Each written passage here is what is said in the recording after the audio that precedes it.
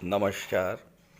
मैं वीके शास्त्री अपने चैनल के माध्यम से आप सभी दर्शकों का बहुत बहुत स्वागत करता हूं। ग्रहों के महामंत्री, देवताओं के गुरु, ज्ञान, धन, संतान, विवाह, मान सम्मान, भाग्य, शिक्षा और धर्म के कारक देवगुरु बृहस्पति 1 मई 2024 दोपहर 1:45 पर अपनी वर्तमान अग्नि तत्वीय राशि मेष राशि को छोड़कर दैत्य गुरु शुक्र की भूतत्वीय राशि वृषभ राशि में गोचर करेंगे और 14 मई 2025 तक वृषभ राशि में ही रहेंगे।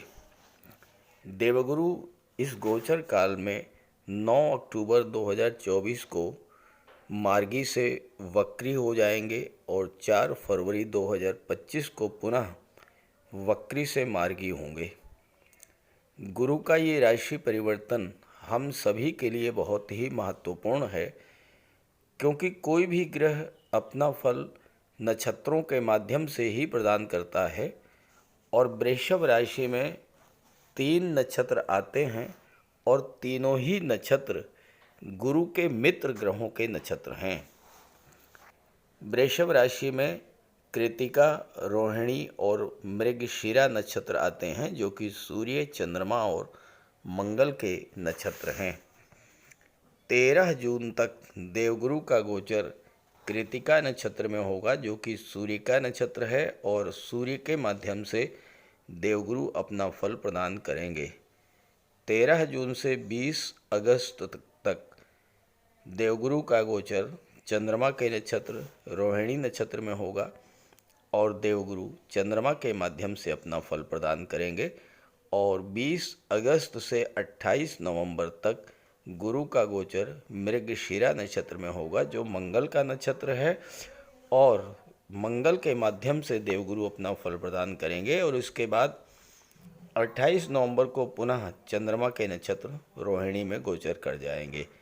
तो इस तरह देवगुरु इस 1 वर्ष के गोचर काल में अपने मित्र ग्रहों के माध्यम से अपना फल प्रदान करेंगे और हम सभी जातकों के लिए अत्यंत कल्याणकारी होगा ये गोचर। तो सिंह राशि के जातकों के जीवन पर गुरु के राशि परिवर्तन का क्या प्रभाव पड़ेगा, इसी का विश्लेषण करेंगे इस वीडियो में। ये विश्लेषण आपकी चंद्र राशि के आधार पर किया जा रहा है और वीडियो के अंत में मैं आपको देवगुरु के उपाय भी बताऊंगा। तो ये है सिंह राशि के जातकों की कुंडली। देवगुरु का गोचर आपकी कुंडली के 10वें भाव में होगा 1 मई को, और यहाँ पर गोचर करते हुए देवगुरु की दृष्टि कुंडली के धन भाव पर, चतुर्थ भाव सुख भाव पर और छठे भाव पर पड़ेगी। देवगुरु यहाँ पंचम भाव और अष्टम भाव के स्वामी होकर के कुंडली के 10वें भाव में गोचर करेंगे। ये तो है ग्रह स्थिति। देवगुरु वर्तमान में आपकी कुंडली के भाग्य के भाव में गोचर कर रहे हैं और पिछले 1 वर्ष से भाग्य भाव में ही हैं। 22 अप्रैल 2023 से लेकर के आज तक का जो देवगुरु का गोचर रहा है, लगभग 1 वर्ष का, ये आपके लिए बहुत ज़्यादा शुभ नहीं रहा। हालांकि देवगुरु सर्वथा शुभ फल देने के लिए ही जाने जाते हैं और गुरु का गोचर अपने मित्र मंगल की राशि में था, लेकिन जैसे ही देवगुरु मेष राशि में आए, राहु के साथ चांडाल दोष बन गया। ये चांडाल दोष आपकी कुंडली में लगभग 8 वर्षों के बाद बना था और इस चांडाल दोष के कारण आपको अत्यधिक कष्ट झेलना पड़ा।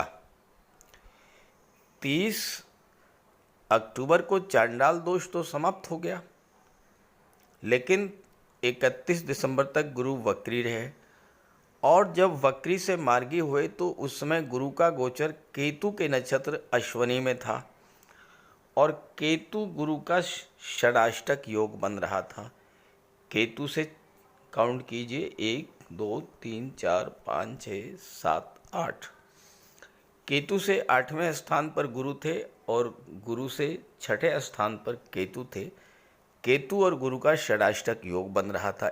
इन कारणों से देवगुरु आपको वो सब कुछ नहीं दे पाए जो आपको देना चाहिए था। गुरु का गोचर भाग्य के भाव में था और गुरु भाग्य के कारक होते हैं, तो भाग्य का पूरा पूरा साथ आपको मिलना चाहिए था। लेकिन राहु के कारण, चांडाल दोष बनने के कारण भाग्य ने आपका साथ नहीं दिया होगा, और जब भाग्य ने साथ नहीं दिया तो आपके कार्य अधूरे रह गए होंगे। राहु के प्रभाव से आपके काम बनते बनते बिगड़ गए होंगे और कोई नया काम आप शुरू ही नहीं कर पाए होंगे। आपके कार्यों में रुकावट आई, कार्यों में बाधा आई और कार्य आपके लगातार बिगड़ते चले गए होंगे। देवगुरु आपकी कुंडली में पंचम भाव के स्वामी थे और गुरु राहु की दृष्टि आपके लग्न भाव पर पड़ रही थी, तो आपके मन में एक अनजाना डर, भय, डिप्रेशन की स्थिति बनी, भ्रम और कन्फ्यूजन की स्थिति बनती रही। गुरु की दृष्टि पंचम भाव पर पड़ने से छात्रों को भी ये समय सफलता का नहीं रहा।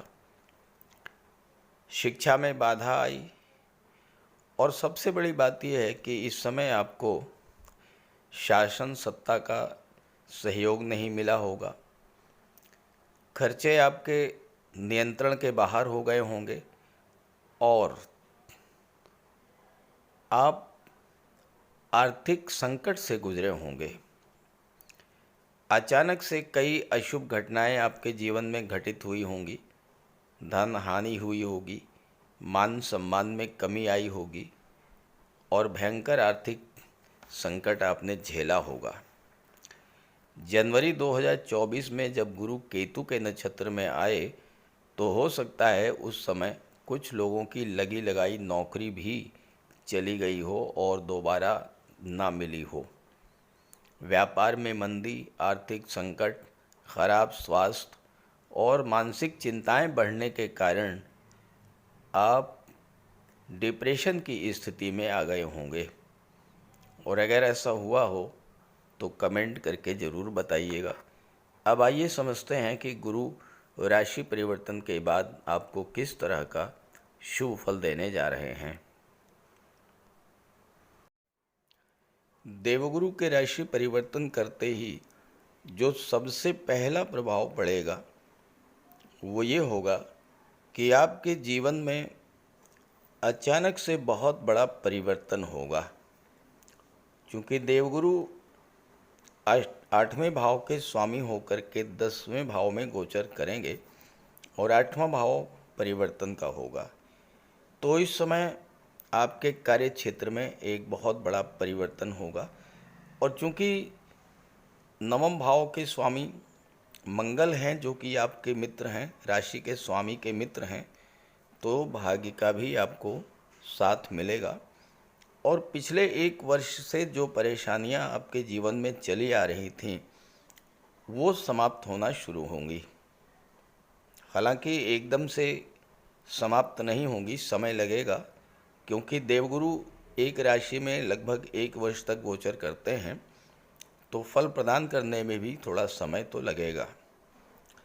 अब यहाँ पर गोचर करते हुए गुरु की दृष्टि कुंडली के धन के भाव पर, सुख के भाव पर और 6ठे भाव पर पड़ेगी।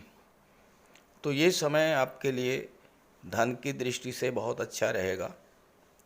आर्थिक समस्याएं आपकी दूर होंगी, पैसा आपको मिलेगा, भौतिक सुखों में भी वृद्धि होगी, कोई कर्ज वगैरह हो गया था वो समाप्त होगा और छात्रों के लिए भी सफलता के नए नए अवसर मिलेंगे, क्योंकि देवगुरु पंचम के स्वामी हैं और 6ठे भाव पर दृष्टि डाल रहे हैं। 13 जून तक गुरु का गोचर सूर्य के नक्षत्र कृतिका नक्षत्र में होगा, तो सूर्य के माध्यम से आपको अपना फल प्रदान करेंगे। अब सूर्य तो ग्रहों के राजा हैं। सूर्य सरकारी नौकरी के, पद प्रतिष्ठा के, सूर्य गवर्नमेंट के कारक होते हैं, उच्च पद के कारक होते हैं। और जब सूर्य के नक्षत्र में देवगुरु का गोचर होगा तो ये समय आपके कैरियर ग्रोथ के लिए बहुत ही महत्वपूर्ण होगा। सूर्य गवर्नमेंट को शो करते हैं और गुरु दशम भाव में गोचर कर रहे हैं। दशम भाव राज्य सरकार को शो करता है। तो इस समय आपको अपने कार्य क्षेत्र में गवर्नमेंट का पूरा सहयोग मिलेगा। कार्य क्षेत्र की बाधाएं दूर होंगी, कार्य में प्रगति होगी। और जब आपका कार्य तेज़ी से आगे बढ़ेगा तो धन की भी प्राप्ति होगी और धन का संचय भी होगा, क्योंकि गुरु की दृष्टि धन के भाव पर पड़ रही है। छात्रों के लिए भी ये समय बहुत अच्छा रहेगा, क्योंकि गुरु पंचम के स्वामी हैं, जो कि शिक्षा का होता है, संतान का होता है। और छठे भाव पर गुरु की दृष्टि है, जो कि कंपटीशन और नौकरी का होता है। अगर आपने 13 जून तक भगवान भुवन भास्कर की आराधना की, अगर 13 जून तक प्रतिदिन आप कर सकें तो बहुत अच्छा है। नहीं तो प्रत्येक रविवार को सूर्यदेव की आराधना कीजिए, सूर्यदेव को अर्घ्य दीजिए, जल अर्पित कीजिए, गायत्री मंत्र का पाठ कीजिए, आदित्य हृदय स्तोत्र का पाठ कीजिए। इस गोचर काल में आप देखिएगा, अगर आपका कोई एग्ज़ाम है, कोई इंटरव्यू है, तो उसमें आपको सफलता मिलेगी। संतान प्राप्ति की आपकी इच्छा भी पूरी होगी। सूर्य के नक्षत्र में हैं, पंचम भाव के स्वामी हैं, तो संतान का भी योग बनेगा। साथ ही साथ कुंडली का जो पंचम भाव है, ये लॉटरी, शेयर, सट्टे को भी दर्शाता है। और जो जातक शेयर मार्केट, स्टॉक मार्केट से जुड़े हुए हैं, उनके लिए भी ये समय बहुत अच्छा रहेगा। अष्टम के स्वामी हैं देवगुरु, तो आपको गुप्त धन की भी प्राप्ति होगी। पिछले गोचर काल में आपका कोई पैसा रुका हुआ था, कोई पैसा डूब गया था, कहीं कोई पैसा फंसा हुआ था, गवर्नमेंट से कोई पैसा मिलना था, इस तरह का गुप्त धन आपको इस गोचर काल में प्राप्त होगा। 13 जून से 20 अगस्त तक देवगुरु का गोचर चंद्रमा के नक्षत्र में होगा। चंद्रमा देवगुरु के परम मित्र हैं और आपकी कुंडली में विदेश भाव के स्वामी हैं, 12वें भाव के स्वामी हैं। कालपुरुष कुंडली में चंद्रमा चौथे भाव के स्वामी होते हैं और चौथे भाव पर गुरु की दृष्टि है। चौथा भाव आपका घर होता है, आपका घरेलू वातावरण होता है, आपका परिवार, आपकी मातृभूमि, माता और भूमि भवन प्रॉपर्टी चौथा भाव शो करता है। गुरु की दृष्टि इस पर है और चौथे भाव के जो कारक होते हैं, स्वामी होते हैं, वो चंद्रमा हैं और वो 12वें भाव में बैठे हैं। तो पहला प्रभाव तो ये पड़ेगा कि आपके घरेलू वातावरण बहुत अच्छा रहेगा, मन आपका शांत रहेगा और इस समय आपके घर परिवार में कोई मांगलिक, धार्मिक आयोजन भी हो सकता है। चंद्रमा 12वें भाव के स्वामी हैं। विदेश जाने का आपका सपना पूरा हो सकता है। छात्रों को उच्च शिक्षा के लिए विदेश जाने का योग बनेगा। साथ ही साथ विदेश में आपको कोई प्रशासनिक पद भी मिल सकता है। किसी मल्टीनेशनल कंपनी में, विदेशी कंपनी में आपको प्रशासनिक पद पर नौकरी भी इस समय मिल सकती है।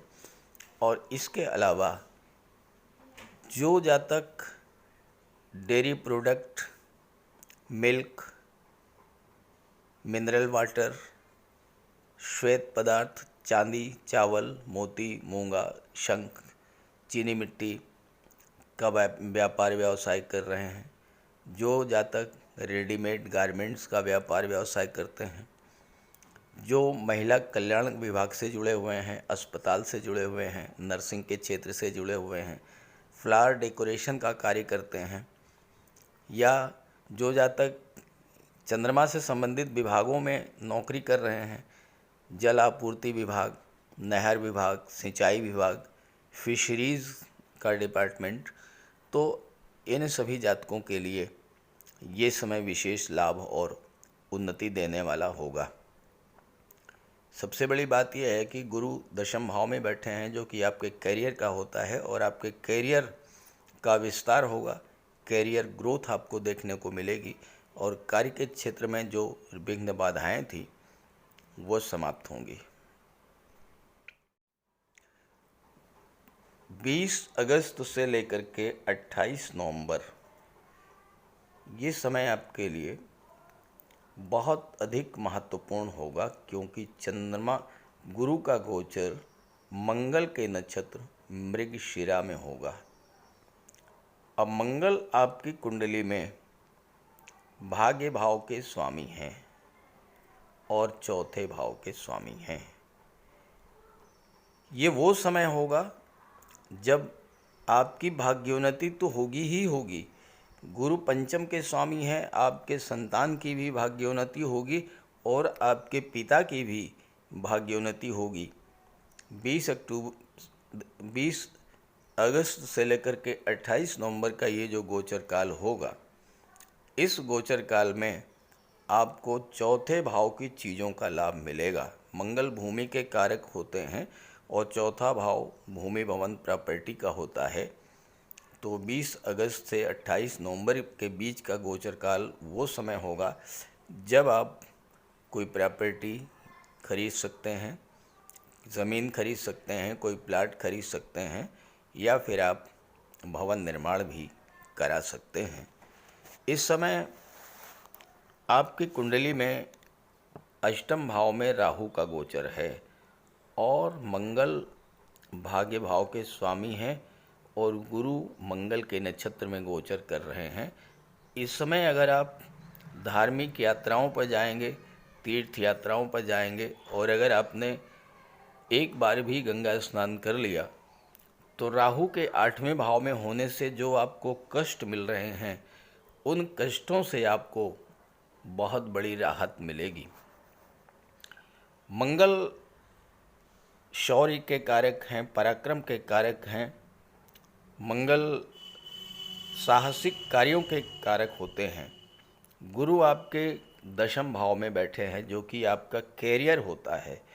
ये वो समय होगा जब वो लोग जो कि डिफेंस के क्षेत्र में हैं, आर्मी में हैं, नेवी में हैं, पुलिस विभाग में हैं, फायर रिलेटेड एरियाज़ में काम करते हैं, इलेक्ट्रिकल इंजीनियरिंग के क्षेत्र में हैं, मैकेनिकल इंजीनियरिंग के क्षेत्र में हैं, या जो जातक मेडिकल और सर्जरी से जुड़े हुए हैं, जो भूविज्ञान रक्षा विभाग से जुड़े हुए हैं, जो सिविल इंजीनियरिंग, शस्त्र निर्माण या ब्लड बैंक से जुड़े हुए हैं, जो केमिस्ट हैं, जो मेडिकल क्षेत्र से जुड़े हुए हैं, गेम्स और स्पोर्ट्स से जुड़े हुए हैं, जो जातक मिट्टी का सामान बनाते हैं, हलवाई हैं, रेस्टोरेंट होटल चलाते हैं, फास्ट फूड का कार्य करते हैं, इन सभी जातकों के लिए